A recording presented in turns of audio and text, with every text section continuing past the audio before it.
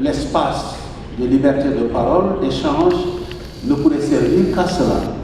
Et il a été bien précisé que l'on soit du nord, du sud, on a tous besoin des uns et des autres. Et ce qui est important, c'est simplement que nous soyons ensemble, à poser les problèmes de manière tout à fait claire et à rester solidaires derrière, pour ne rien lâcher. Alors, nous avions, dans les mêmes circonstances aussi, l'année dernière, pris une résolution à la faveur du barreau de Niamey, qui était du barreau du Niger, pardon, excusez-moi, qui avait quelques difficultés avec les pouvoirs publics, de questions relevant, bien entendu, de l'assistance judiciaire et juridictionnelle. Monsieur le bâtonnier du Niger, pourriez-vous nous faire un compte rendu de la situation pour nous permettre d'aviser?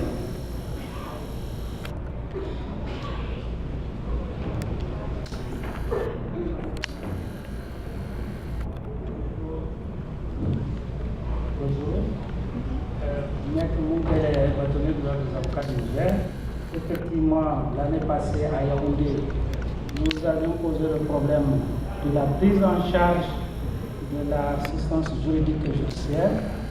puisque l'État du Niger avait créé depuis 2011 une agence nationale pour l'assistance juridique et judiciaire. Nous avions bénéficié au cours de l'année passée de la part des congressistes une résolution que nous avions portée à la connaissance des autorités nigériennes qui ont reculé et qui ont accepté de pouvoir désormais non pas confier la gestion des fonds, mais de donner au barreau la contribution de l'État, puisque à l'initiative de l'Union européenne et sous la médiation du Conseil national des barreaux de France, nous sommes parvenus à un consensus et à titre transitoire que l'assistance juridique et judiciaire puisse progressivement être cédée au barreau. Et à ce titre, puisque l'État du Niger s'était engagé dans une dynamique de poursuite et de traitement des dossiers terroristes, il y en a 1200 prisonniers il y a 2 mois,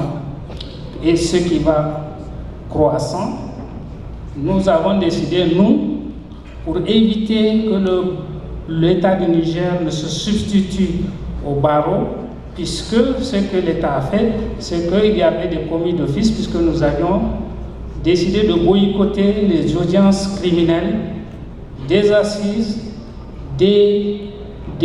du pôle antiterroriste et aussi des audiences de mineurs. Mais étant entendu que,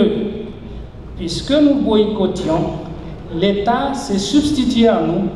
pour désigner des commis d'office qui n'ont aucune qualification juridique pour pouvoir les assister. Et nous avions décidé, pour empêcher à l'État de pourvoir à la défense des mineurs, des justiciables de façon générale, nous avons décidé d'occuper notre place et de lui demander progressivement de nous céder la gestion de l'assistance juridique et judiciaire.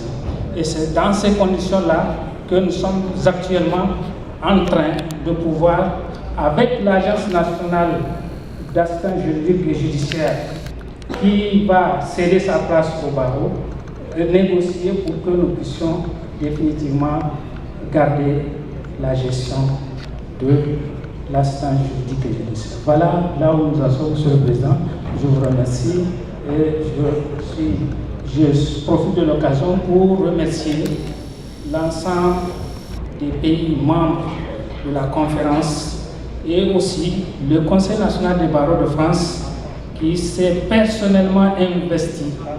à nous envoyer des confrères sur place au Niger qui ont enquêté et vérifié comment les choses se présentaient et qui nous ont proposé cette solution intermédiaire en attendant une solution